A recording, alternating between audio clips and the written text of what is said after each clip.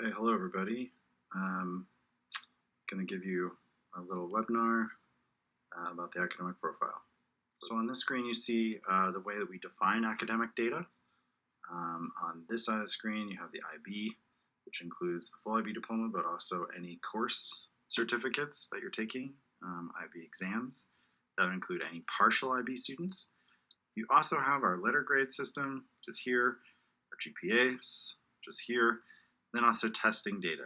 EST, SAT are just two examples of testing you can do, but also testing for world universities, such as for medical school, you might have specialized tests you have to take, or for European universities, you might have university-based tests. So this all represents your academic data. Here you see we have a transcript. Your transcript is a US document, but you can use this document to apply to many world universities.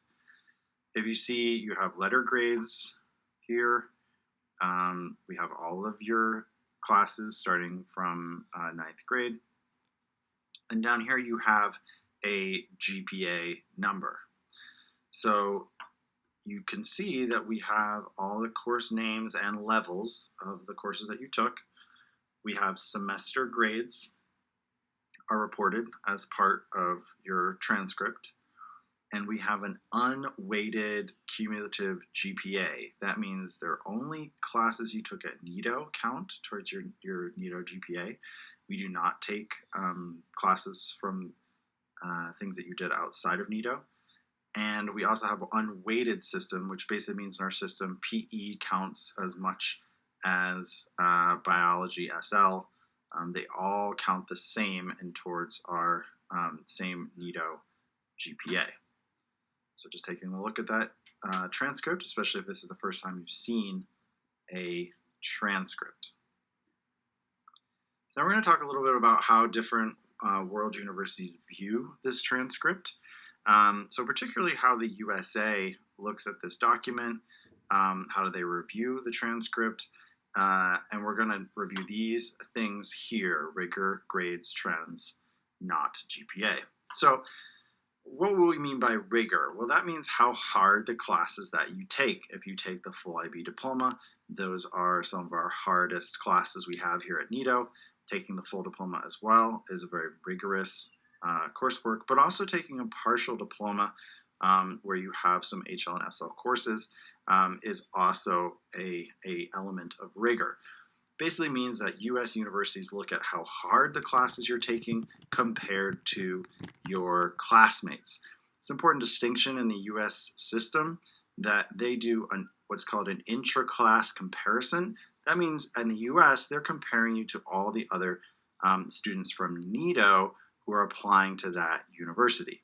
So if you apply to Boston University, for example, and there's 10 other students that also apply to Boston University, the Boston University will look at how hard the classes are and make a determination on how hard your classes are compared to your classmates, rather than compared to the rest of the world. They don't really compare it in that way. So that's rigor, judging how hard the classes you took versus how everyone else at NITO takes classes. The next thing is they look at is grades. That means the ratio of A's to B's to C's. This transcript doesn't have any D's, and they're just looking for how many A's, B's, and C's you have and in what courses. For example, if you have a C in concert choir, but all A's in every other core subject, that may be interesting to them because in your rigorous classes, you're getting very good grades, and maybe you had a slip up in a class that was an elective. So that's how they look at the grade trends. Remember, for the US, everything counts from semester grades 9 through 12. They also look at trends, so they see whether or not you're upward trending or downward trending. Take a moment to look to see if this student is upward trending or downward trending. So if you didn't have anything come to mind, this student is largely upward trending. You see down here, lots of C's in first semester, 9th grade, and then by the time second semester, 12th grade comes around, they got all A's and B's. Also, it seems to me like second semester 11th grade, they got almost all A's, just 2 B's. So we would call this an upward trending student. So if you look at the cursor for a second, right, students can go on an upward trending line, right, a downward trending line, or pretty much a straight line, meaning they always get the same grades. So universities in the US are looking for trends. Now, what do we mean about not GPA? Not GPA means that largely the US will look at this number and put it in the context of NITO, but there's no magic number in the US that means you're either in or out. Because largely schools in the US do what's called an intra-school comparison, meaning comparing you to the other students, it's really not about getting a magic number for the GPA for the US. It's much more about how difficult those courses you took, what sort of grades you got in those classes, and the trends on your transcript. If a lot of students think that it all comes down to your GPA number, well, that can give you a little indication about whether or not your fit for the academic profile is right. It largely won't determine whether or not you're in or out of a US university. So we're just going to take another example of how the UK reviews the transcript. The UK largely draws the line in 11th grade. They're not looking at 10th grade or 9th grade. So those of you who did not so well in 9th grade and 10th grade, good for you. The UK could be to your advantage. And the UK actually does look at your cumulative GPA. This number is actually very important for them. So kind of the opposite of the US in that way. And the reason is because the UK is doing a world comparison. So they're not comparing you to other NITO students per se. They are comparing you to the rest of the world. So when they compare our students to the rest of the world, we actually look quite good compared to the rest of the world. And for example, if we use the same example, Boston University, if 10 students apply to Boston University, they may take 2. But if 10 students who are qualified applied to University of Edinburgh, for example, in the UK, they could take all 10. That's because the world has this idea that if you meet certain kind of magic numbers, or we call parameters, then you have a much higher chance of getting into that school. We actually have what's called an 80-0 rule. That means you either have a 0% chance of getting into world universities, meaning you're non-qualified. Like, for example, if a university said you can get in with a 3.4, this person with a 3.39 would not have a chance. They would have a 0% probability of getting into that school. On the other hand, if you had the magic number that you needed for world universities, our students have about an 80% chance of getting in. Very different from the US in terms of that 80-20 rule. Nothing like that exists in the US system. The US has much of a mystery about who gets in and who doesn't. This is really the idea that in the US, they're looking for your soul to match the soul of the university.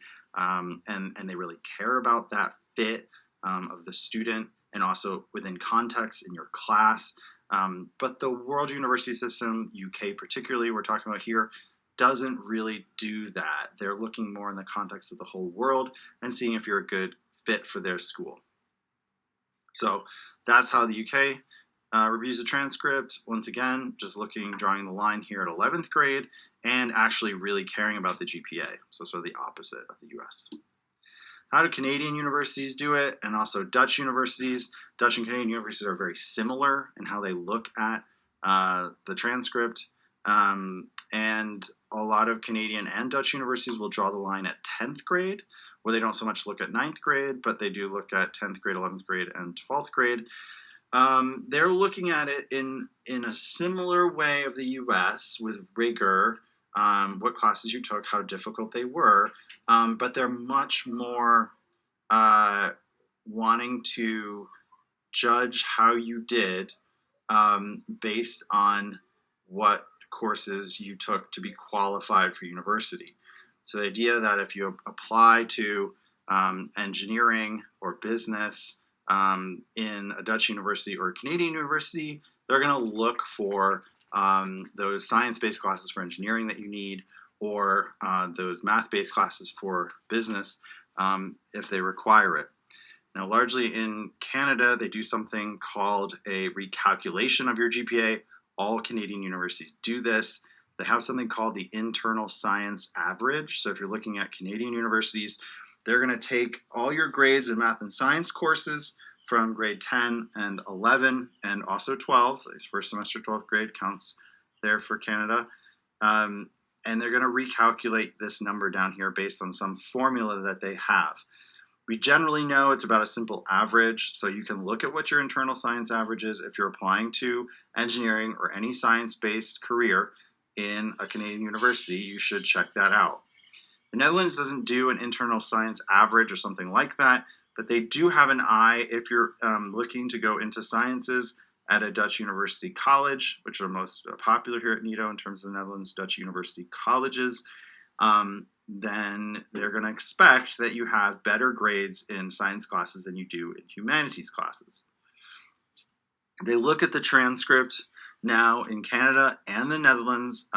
If a lot of students think that, oh, the IB is what gets you into Dutch universities, or the IB is what gets you into Canadian universities, yes, while that may be true in some cases, most of the time, it's about a 50-50 balance between your in-class grades, that means what you see here, and your IB grades.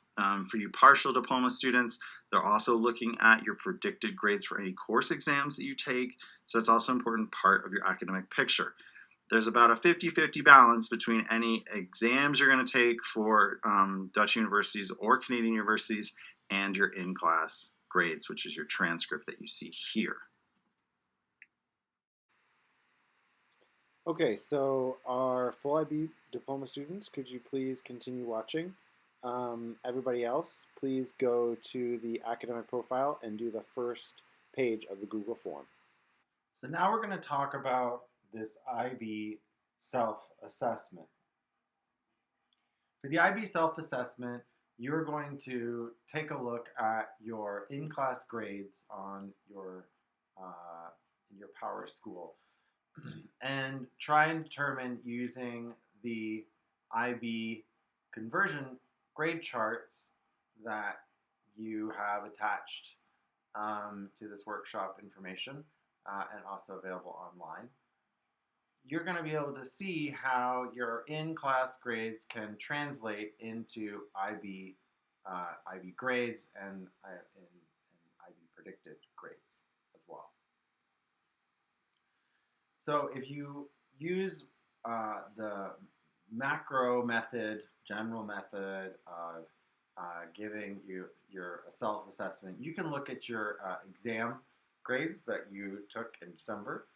The exam grades that IB diploma students took represent your first test that is like an IB test.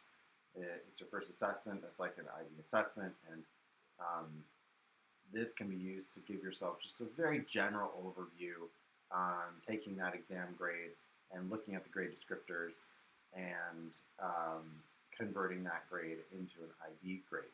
So that's one way that you can turn your PowerSchool numbers into IB grades and get a sense of what you may be predicted. Another method that you can do is the micro method, and this is clicking into each of your classes into your quarter 1 and quarter 2 and looking at just what are IB assessments only. So that takes out like those homework grades. It takes out anything that wouldn't be just counting towards the IB. Major unit tests, for example, especially in math and science, are good examples of IB assessments, or writing samples as well. So when you use this micro method, make sure you click in to each of your classes and look and check out what is counting towards this IB prediction that your teachers are going to give to you coming in June. The conversion in terms of the percentage grade to a grade on the IB is the same for every class, but you'll notice that in between they have grade descriptors. And of course, the grade descriptors are different. What you can get on Physics HL for a 7, the grade descriptor for that is very different from the grade descriptor for Lang and Lit for a 7, for example. Here you can see the bonus points for TOK and extended essay. Predicting TOK and extended essay is at this point not very exact, but you should be working on both of them. And how we usually gauge at this point how TOK and extended essay is going is that we have about a 1.8 average at NITO for bonus points. So if you feel pretty confident about your topic and you've met with your advisor and you're feeling pretty good about your extended essay and where you're at, that could be 1 or 2 points. If you're really quite hesitant, don't really know yet, are behind on some of the internal deadlines for your extended essay, then that could be a 1 point or a 0 points. It's important to note that some universities, particularly in Europe, are more and more actually not counting bonus points, doing a self-assessment of where you're at in TOK and extended essay. It's better to play it more conservatively and more in the 1 to 2 point range. Here's an overview of the IB University predicted grades process. As you see, we have different sections of the calendar here, and it's split up into different periods of time. So the IB predicted grades process is collaborative, and it's between IB teachers, the IB coordinator, university counselors, and the student. Remember, all of us have roles and responsibilities which are grounded in best practices around giving students multiple university options. Remember, throughout, the student is an integral part of the process. The following flowchart models the procedure. So we're going to go through this flowchart. So in mid-June, after the final semester exams, you are going to get university pre-predicted grades. These grades are used as a guide for counseling to help narrow university lists. These grades are not sent to universities. In October, you will receive university predicted grades. By October 1st, teachers will update the predicted grades, and these predicted grades will be shared with students. These grades will also be shared with universities unless the student would like to engage in a process called the Show Me Months. It is especially important to note that students who want to apply early by October 1st, and also for medicine, Oxford, and Cambridge, an early deadline October 15th in the UK, must have their predicted grades by October 1st in the university predicted grades process and not engage in a Show Me Month plan for those universities or program choices. Between October and December, we are going to start a process called the Show Me Months. It would be nice if all NITO students were on a trend line that went like this all the way up, but that's not always the case. Sometimes it looks a lot more like these mountains over here, going up and going down. So the Show Me Months plan, the predicted grades can change based on a Show Me Month plan. So a student can have a Show Me Months plan with their teacher. This is an official plan. You're going to fill out a Show Me Months plan Google form, and this plan will then be executed between you and the teacher and Mr. Supli, the IB coordinator. This slide also goes into some detail that you can read about the predicted grade process between October and December. But just know that whatever grade you do get in October, you will be allowed to choose 1 or 2 grades in order to make a Show Me Months plan for those courses. This is to be able to see if you can show your teacher that you can improve over time between October and December. As soon as the Show Me Month plan is executed, however, with the teacher and the IB coordinator agrees, then this grade becomes the university prediction, and these university grades are sent out to universities between October and December, depending upon your world country system deadline. December 1st, teachers will make the final update of university predicted grades. Remember, some grades at this point have already been sent out, particularly to UK universities, but there are also other university systems early in the US that you would also send predicted grades before this date. But this is the day that the final university predictions are sent out, as this is the same day that all applications are due to be sent out for NITO students who have a deadline between December 1st and March 1st. We are closed between December 1st and March 1st for university applications. So everyone has to get their applications in by December 1st if they have a deadline between December 1st and March 1st. So December 1st is the final time that you can have any Show Me Months plans end, and you will receive on December 1st your final university predicted grade. Then in March, there's something called IB predicted grades or IBIS grades. These are only sent to the IB. There's no impact to the final university predicted grade that we already sent out for you over the summer break. Then in May, you earn your grades by taking IB exams. Then in July, final IB grades are sent to the universities from the IB organization after you take exams. Okay, so what's next with your academic profile? Well, you're going to review your transcript in TOK distance learning and also complete our Google form as part of your TOK assignment for our full IB diploma students.